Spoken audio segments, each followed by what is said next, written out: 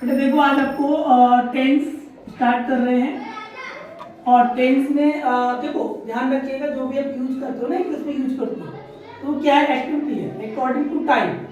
और टेंस क्या है पता ही होगा आपको, टाइम प्लस एक्शन, समय के साथ किया गया कोई भी कार्य वही आपका टेंस है। समझ गए? ये ध्यान रखिए। और इसके टाइप की बात करें तो पहला टाइप होता है प्रेजेंट। जो आप रिसेंटली जो काम कर रहे हैं वो क्या है? प्रेजेंट। जैसे कि आई एम रीडिंग इंग्लिश, मैं इंग्लिश पढ़ रहा हूँ, ठीक है। आई एम टीचिंग इंग्लिश, मैं इंग्लिश पढ़ा रहा हूँ। तो इस तरीके से जो भी रिसेंटली आप काम कर रहे हो वो होता है बेटा प्रेजेंट।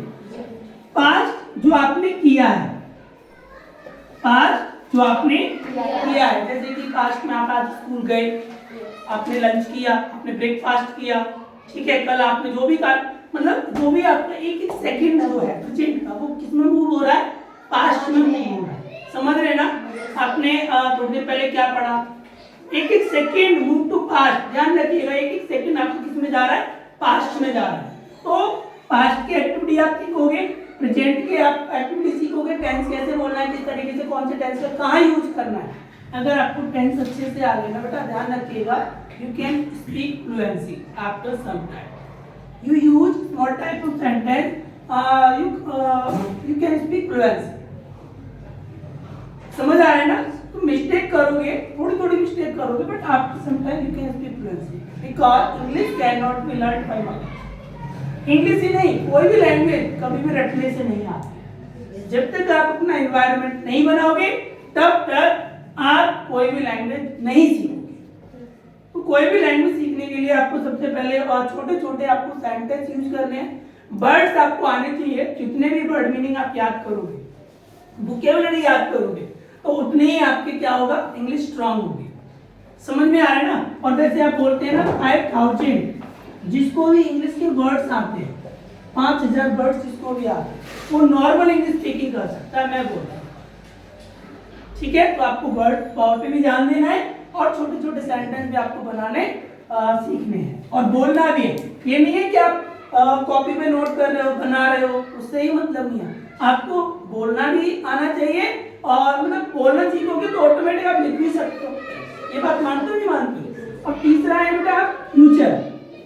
फ्यूचर जो टाइम आपका आएगा, फ्यूचर जैसे कि आप घर जाओगे, आप कल स्कूल जाओगे, आप ये करोगे, आप इंजीनियर बनोगे, आप डॉक्टर बनोगे, आप आईएएस ऑफिसर बनोगे, जो भी आप बनोगे वो सब क्या है बेटा? जो भी आप करोगे वो सब फ्यूचर है। कोई डाउट तो नहीं है अगर? अब देख इनके भी ये आपके 3 होते हैं और इनके 2 टाइप होते हैं, वो आपके होते हैं 4। कितने होते हैं? 4 होते हैं। तो पहला आपका ध्यान रखिएगा इंडेफिनिट। पहला आपको क्या होता है? इंडेफिनिट। और दूसरा होता है कंटिन्यूअस। तीसरा होता है परफेक्ट और ये होता है परफेक्ट कंटिन्यूअस।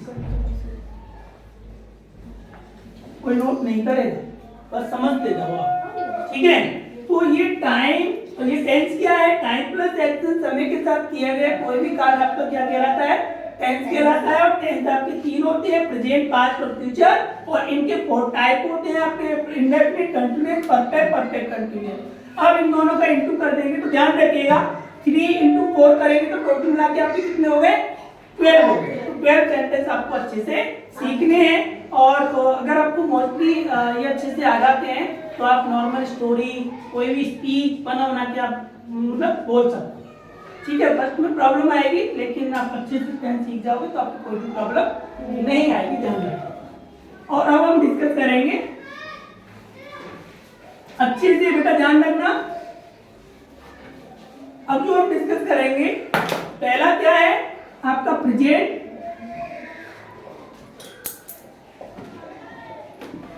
इंडेफिनिट।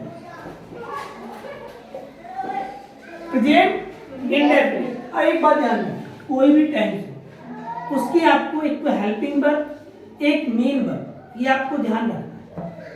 इसकी जो हेल्पिंग वर्ब है और इसकी जो मेन वर्ब है, अगर आपको हर एक टेंस की हेल्पिंग वर्ब और मेन वर्ब अच्छे से पता है तो आप कोई भी टेंस बना सकते हो आसानी से। तो इसके मम्मी देखना कि बाहर जो बच्चे को बता राइट हेल्पिंग वर्ब क्या है? डू और डज। इस टेंस को कौन सी हेल्पिंग वर्ब सपोर्ट करती है? डू डज सपोर्ट करती है। कौन सी करती है?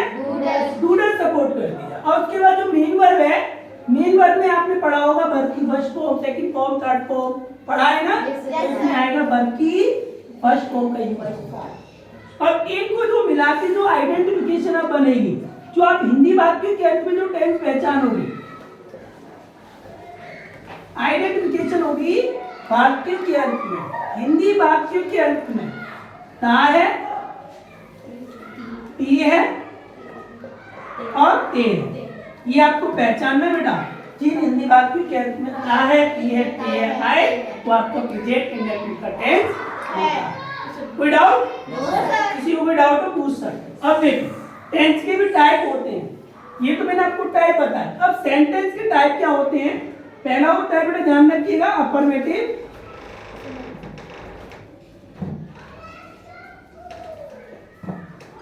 अफर्मेटिव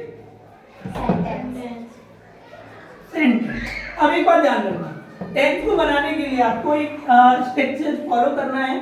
इसका जो स्ट्रक्चर है, पहले आपको क्या लगाना है बेटा? सब्जेक्ट लगाना। सब्जेक्ट जो सेंटेंस में जो करता धरता होता है, जो काम करने वाला होता है, वही आपका सब्जेक्ट है। उसके बाद आपको अफर्मेटिव में डू डज का यूज नहीं करना है, ध्यान रखना, वर्ब की फर्स्ट फॉर्म लगाना है। क्या लगाना है? हाँ, वर्ब की फर्स्ट फॉर्म यूज करना है। उसके बाद आपको एच या ई एच लगाना है। कहाँ लगाना है ये भी मैं आपको बताऊंगा। उसके बाद आपको ऑब्जेक्ट लगाना है और उसके बाद आपको अदर वर्ड लगाना है। अब सुनो, वर्ब की फर्स्ट फॉर्म में आपको एच या ई एच कहाँ लगाना है? जहां पे आपका सिंगुलर की बात हो रही हो। किसकी बात हो रही हो? सिंगुलर की बात हो रही हो, वहां पे आपको क्या लगाना है बेटा? वर्ब की फर्स्ट फॉर्म में एस या ई एस लगाना है। क्यों? जैसे कि मैंने दे रखा है, किसके साथ लगाना है सिंगुलर में? ही के साथ, सी के साथ, इट के साथ। तो कोई भी नेम दे रखा है, एक नेम दे रखा है, उसके साथ आपको लगाना है। अब क्यों लगाना है इसका रीजन भी सुन लीजिए। क्योंकि वर्ब की फर्स्ट फॉर्म जो होती है वो हमेशा प्लूरल होती है। क्या होती है? प्लूरल होती है। और इसमें एस या ईएस लगाने के बाद वर्ब हमारी बन जाती है क्या? सिंगुलर बन जाती है। क्या बन जाती है? सिंगुलर बन जाती है। यही रीजन है बेटा, ध्यान रखिएगा, यही रीजन है। हम सिंगुलर सब्जेक्ट के साथ सिंगुलर वर्ब का यूज करेंगे और प्लूरल सब्जेक्ट के साथ प्लूरल वर्ब का यूज करेंगे। इसीलिए हम प्लूरल के साथ हम क्या नहीं लगाएंगे? एस ईएस का यूज नहीं करेंगे। कोई डाउट? और एग्जांपल देख लीजिए आप, जैसे कि मैं पत्र लिखता हूं, तो यहाँ पे क्या आएगा? यहाँ पे मैं के लिए क्या लगाएंगे? सब्जेक्ट क्या हो गया? आई। उसके बाद वर्ब लगेगा आपका राइट। अब देखो ऐसे एक लगेगा नहीं लगेगा? लगेगा या नहीं लगेगा? नहीं लगेगा, क्योंकि प्लूरल में हम प्रेजेंट में आई को भी रखते हैं। आई, बी, यू, दे और प्लूरल नेम के साथ हमें ओनली वर्ब की फर्स्ट फॉर्म का यूज करना है। वर्ब की फर्स्ट फॉर्म का यूज करना है। वर्ब की फर्स्ट फॉर्म का यूज करना है।